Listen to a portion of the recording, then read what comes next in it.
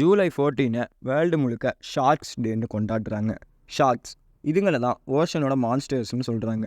500 வகையான shark species இது வரைக்கும் கண்டுபிடிச்சிருக்காங்க.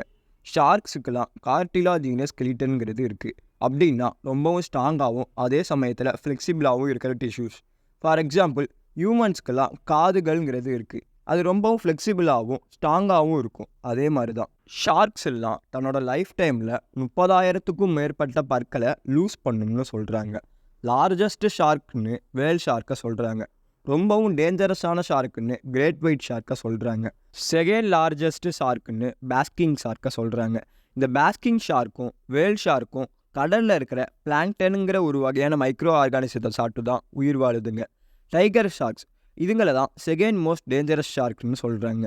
இதுங்க உடம்புல டைகருக்கு இருக்கிற மாதிரி ஸ்ட்ரைப்ஸ் இருக்கிறதுனால இதுங்களுக்கு இந்த பேர் வந்தது.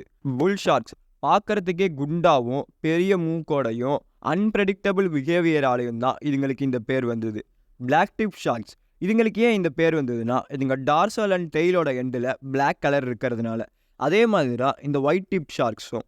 மேக்கோ ஷார்க்கை தான் ரொம்பவும் ஃபாஸ்ட் மூவிங் ஷார்க்குன்னு சொல்கிறாங்க. ஹேமரிட் ஷார்க் ஹேமர் மாதிரி ஃபேஸ் இருக்கிறதுனால இதுங்களுக்கு ஹேமரிட் ஷார்க்ஸ்னு பேர் வந்தது. இதுங்களோட சிமிலர் ஷார்க்ஸ் தான் போனடெட் ஷார்க்ஸ். லெமன் ஷார்க்ஸ் எல்லோயிஷ் கலரில் ஸ்கின் இருக்கிறதுனால இதுங்களுக்கு லெமன் ஷார்க்ஸ்னு பேர் வந்தது. கார்பெட் ஷார்க்ஸ் இதுங்களுக்கு ஏன் இந்த பேர் வந்ததுன்னா இதுங்க பாடியில் இருக்கிற மார்க்கிங்ஸ் பார்க்கும்போது கார்பெட் மாதிரி இருக்கிறதுனால தான்.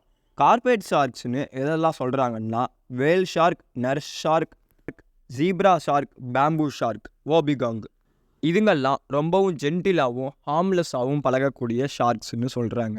ஷார்க்ஸ் தான் மெரைன் ஈகோசிஸ்டத்தோட பாப்புலேஷனை கண்ட்ரோலில் வச்சுருக்கிறதுன்னு சொல்கிறாங்க. ஷார்க்ஸோட ரீப்ரொடக்ஷன் சிஸ்டத்தை 4 வகையாக பிரிக்கிறாங்க. வைவிபரஸ்னால் யங் ஒன்ஸை லே பண்ணக்கூடியதுங்க.